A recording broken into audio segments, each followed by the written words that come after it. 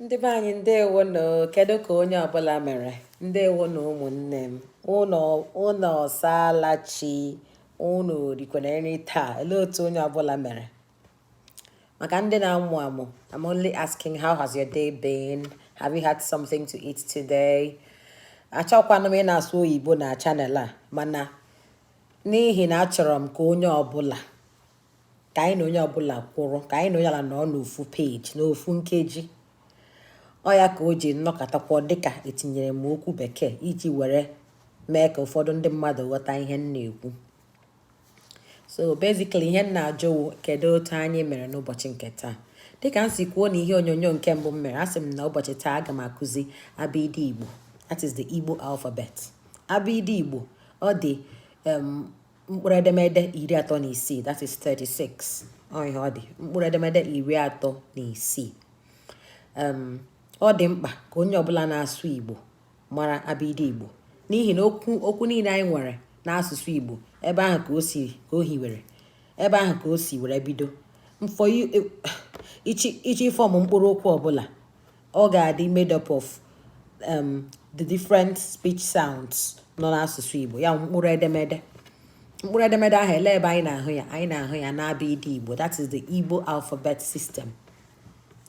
Anyị nwere mkpụrụ edemede 36.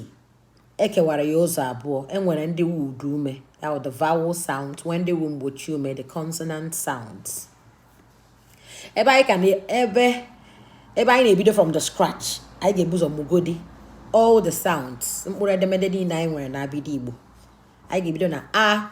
Enwere a, b, ch,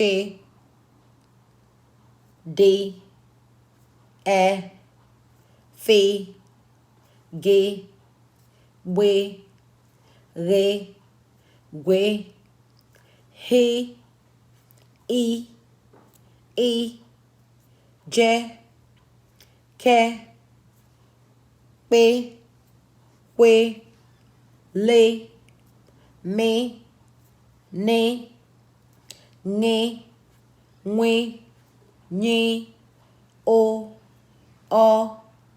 p, r, s, sh, t, u, o, v, w, y, z.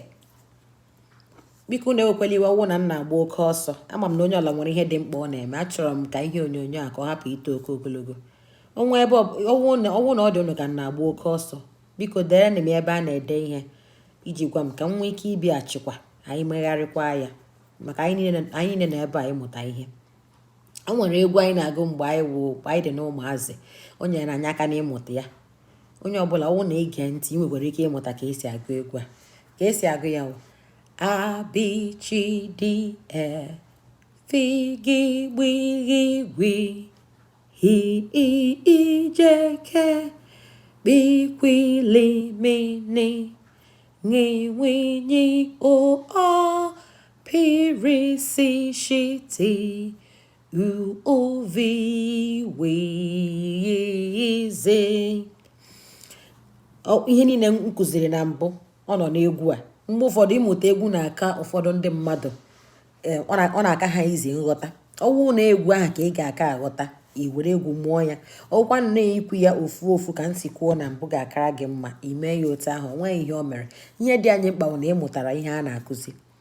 So abịdị Igbo wụ a, b, ch, d, e, f, g, gb, gh, gwe, h, i, j, k, kp, kwe, l, m, n, ṅ, nwe, nye, o, p, r, s, sh, t, u, o, v, w, y, z. Abịazie na mkpụrụ edemede ndị a, ekewa ya ụzọ abụọ. Enwere ụda ume na mgbochi ume, ya wụ the consonant sounds and the vowel sounds. Vowel sounds anyị nwere wụ a, e, i, o, u, o. ndị a vowels. Then ndị nke ọzọ niile fọziri na-ewu mgbochi ume dịka be, de, che, re, gwe. Ka anyị maa atụ, ka anyị mee examples wee hụ ka esi were mkpụrụ edemede ndị a were fọm okwu. Aka ya wụ hand. Aka wụ hand. Aka. Aka. Unu hụrụ ya? Ọ nọ n'abịdị Igbo. Ọ nọ n'abịdị Igbo. Abịdị Igbo. So ebe a ka esi weta ha wee jikọọ ya ọnụ. Ọ ka esi asụpe aka. Nsupe means spelling. Nsupe means spelling. So aka. Aka. Akwa. Akwa. That is egg. Aqua. Aqua. That is cloth or clothes, as the case may be. Aqua. Ụfọdụ ga-asị asụsụ Igbo nke a ọwụ na-enweghị mkpụrụ okwu because ọ nwere ndị gwara m ụdị okwu a, ọ nwere ndị na-akụziri Igbo ha sị kedu ihe mere o ji wuo na asụsụ Igbo nwere ofu okwu omean different things. Ọ ya wụ ihe ahụ m na-ekwu na Igbo language wụ a tone language. Tone ị yuzuru ga-edetermine ihe ị na-ekwu. Ọwụ na-ese m nye m akwa ka m rie, m were na egg nye gị. Akwa wụ egg. Mana ọwụ na-esi m nye m akwa ka m rie, onye ọla ga-ele gị anya, gịnị ka onye a na-akọ? Ị gaghị asịgwu mmadụ nye m akwa ka m rie maka iji ụdọ ọzọ were kwuo ya. O kwesịghị ịwụ akwa for egg. Egg wụ gịnị? Akwa ụda elu ha niile ha na-abụ ụda elu. Akwa.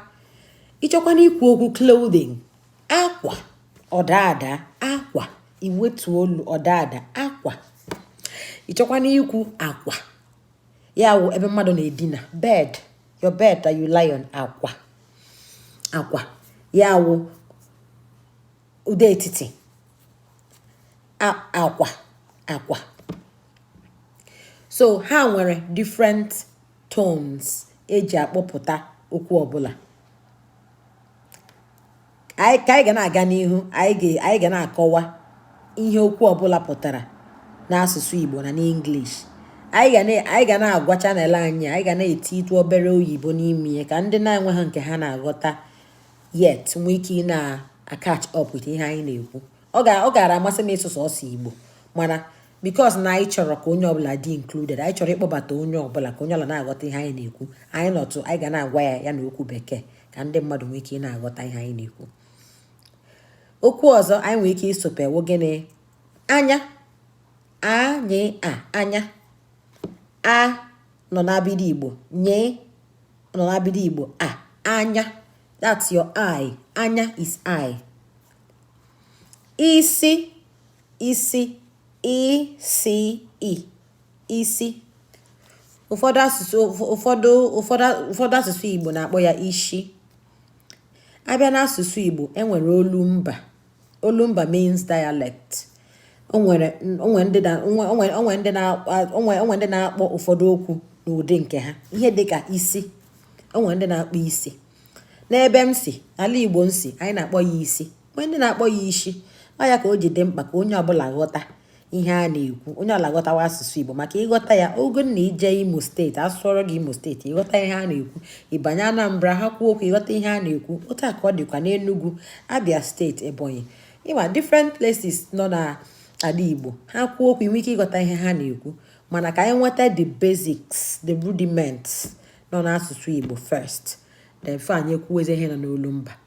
Unu ghọtakwara ihe nkụziri na abịdị Igbo. Abịdị Igbo dị ole? Ọ dị 36. That's 36. Ọ ihe ọ dị. Anyị nwere ụda ume, that's the vowel sounds. Anyị nwere mgbochi ume, the consonant sounds. Biko ọwụ na nna agba oke ọsọ, kwụsịnụ m.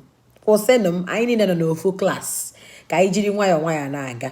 Nwekwana ihe ọbụla ị na-aghọtahụ, dee ya n'ebe a na-ede ihe edemede na the comment section. Enwee topic ọbụla ị chọrọ ka anyị kụzie, denye ya ebe ahụ. Mana chetakwanụ na ebumnobi anyị na chanel a wụ ka ndị mmadụ mụta ka esi asụ Igbo. ya mere anyị ga na-ewe ya nwayọọ nwayọọ na-aga site n'ịmụta abịdị Igbo anyị abanye n'ịmụta mkpụrụ okwu ndị nọ n'asụsụ Igbo from ịmụta mkpụrụ okwu nọ n'asụsụ Igbo anyị abanye na gịnị ahịrị anyị ebido na-ekwu okwu nwatakịrị gachi ije ọgba ọsọ anyị ebido mewe sentences from ahịrị okwu anyị ebido na-akparịkata nkata mgbe ụfọdụ anyị ga-emekwa ihe a na-akpọkwa YouTube live ka ndị mmadụ nwee ike ịbịa online ka anyị na ha sụkọọ Igbo ọnụ ebe a ka m ga-ekwudobe n'ụbọchị taa. Achọọ m ka ihe onyonyo a achọọ m ka o too ogologo nnukwu. Achọọ m ka ndị mmadụ nwee ike jos ha mụta ihe ha ga-amụta obi adị ha mma ka ọ dịkwanụ mgbe ọzọ ka ọ dị nọ n'ụbọchị ụka anyị ga-akọntinu. Onwe ihe ọbụla ị chọrọ ka anyị rụtụ aka na ya dere anyị ya n'ebe a na-ede ihe edemede n'ọdịnụ mma ka ọ dị ka emesịa.